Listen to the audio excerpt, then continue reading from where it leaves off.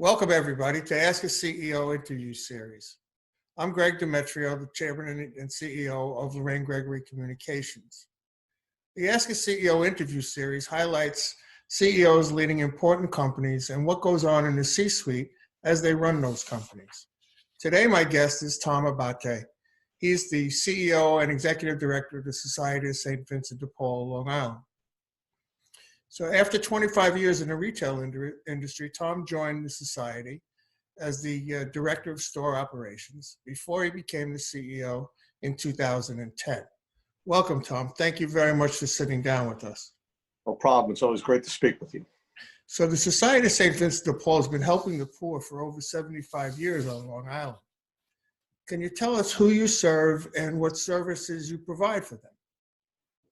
We help anybody that reaches out to us in need, race, creed, it doesn't matter who you are. If you reach out to us, we will come and visit you in your home.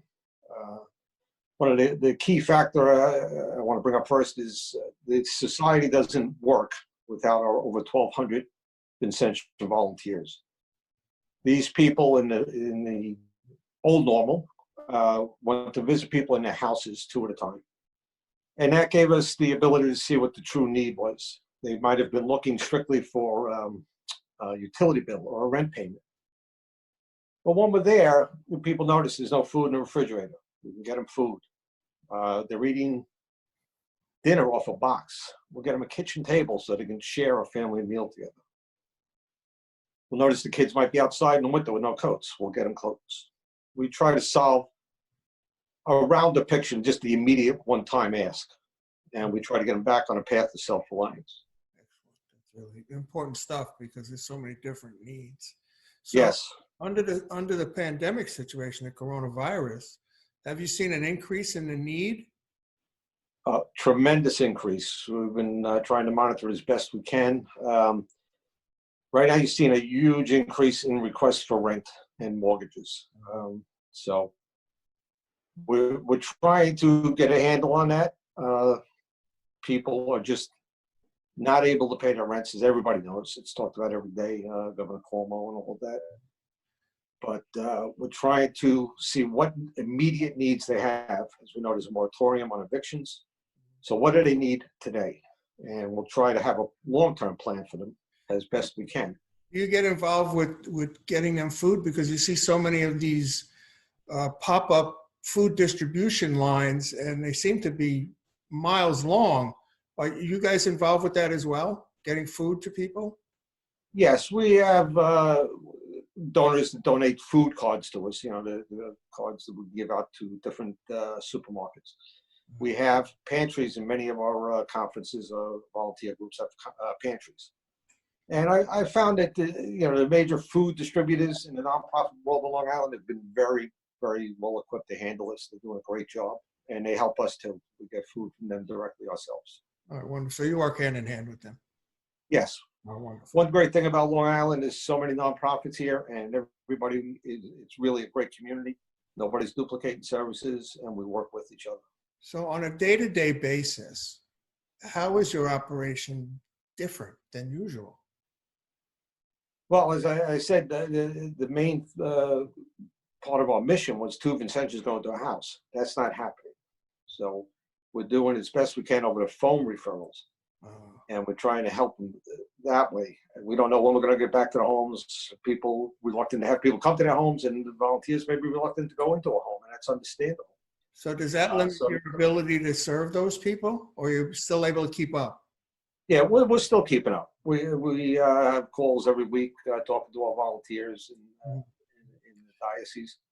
And they're doing a great job of doing it. I mean, we can mail checks to the landlords if we have to. We can get them pay their utilities. We can do all of that remotely. The organization has really done a tremendous job of shifting to a remote operation. Really, that's wonderful.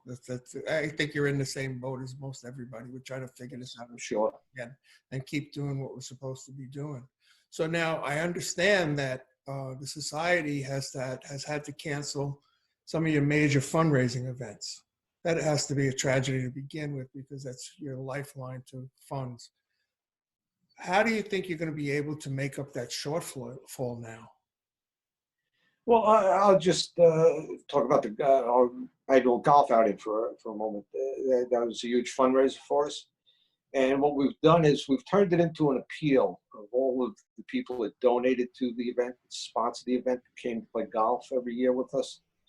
And it's been a tremendous response from them. They've all made a commitment to keep sending that money in, even though nobody's getting together to play golf. In the reality of it now, nobody's really having a party right now. And they've been great supporters of us. So, we're trying to reach out to anybody that was donating to us normally at these times. And the response has been excellent so far. That's a good thing. Long Island is like that. They're very generous, very, very generous people. So I'm glad they're sticking with you. So just like every other business on Long Island, charities are threatened just like my business is threatened.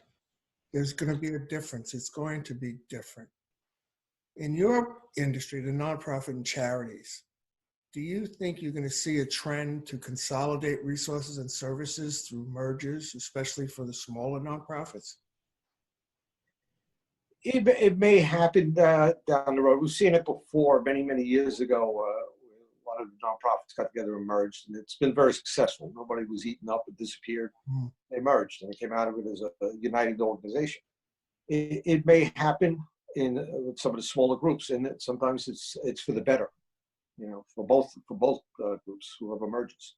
Yeah, I've witnessed several over the years, and they do come out stronger. My biggest concern is that the smaller grassroots people who do a wonderful job are not going to be able to survive. And I would hope that they reach out to their bigger brothers and sisters in the same mission and consolidate their services and resources, because I think that's be the future for a lot of them. So let's see what happens. So now St. Vincent de Paul, the Society of St. Vincent de Paul, well, you've been around for 75 years, so I don't think you're going anywhere. But Yeah. What is it? How different is it going to be going forward, do you think? Well, since this outbreak started, a lot of the first reactions were easy. You had no choice. We had to close our thrift stores, had to shut down our clothing donation bins. And that's almost the easy part of it. And we are in constant communication with meetings and committees every week, trying to gear up for coming back out of this. A lot of it is, unfortunately, financial discussions. How much money we have to give back out there. Like everybody else, incomes have been slashed. But we've got a pretty good plan in place to keep funding our volunteers out there. And it's a lot more on them asking a lot more questions about what the need is. Landlord, people with rent, are the landlords willing to work with them? Are they going to give them a break on the rent? It's we have to change the questions we used to ask. It used to be pretty simple. Everybody was cut and dry.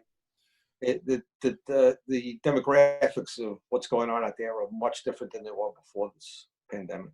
So what would your advice be to other charities and nonprofits in the current situation and probably going forward just a little bit? What would you advise them to do to pay real strict attention to, or just to make changes in their normal business plan? I think the heart of what we keep saying to ourselves is stay true to the mission. Don't try to be more than you were or you are now. Go back to the basics and stick to what you do and do it as best you can. And hopefully this will be a short-term downside. And like we were alluding to earlier, Long Islanders are very generous people. And I think that we will be supported by our communities. And in a short time, I hope that we will get back to the new normal, as they say now. And we'll be back out there. We will survive this. That's very good advice, and to stick to basics. I mean, I know I've been advising my commercial customers exactly that. Now is not the time to change your message. Now is the time to reinforce your message and to be ready when we open up again, so people don't forget who you are. Don't forget what you do. Don't forget the important things that the society does. You have to keep in front. You have to keep top of mind. So the advice that says stick to your guns, keep going, is great, great, great advice. And it's basically the same on the nonprofit side and the business side. So I appreciate you being here with me today, but I would like to ask you, how can people support the Society of St. Vincent de Paul? If anybody can, if you have the ability to do it, please, you can visit us on our website, svdpli.org. We're taking donations on there like so many other nonprofits at this time.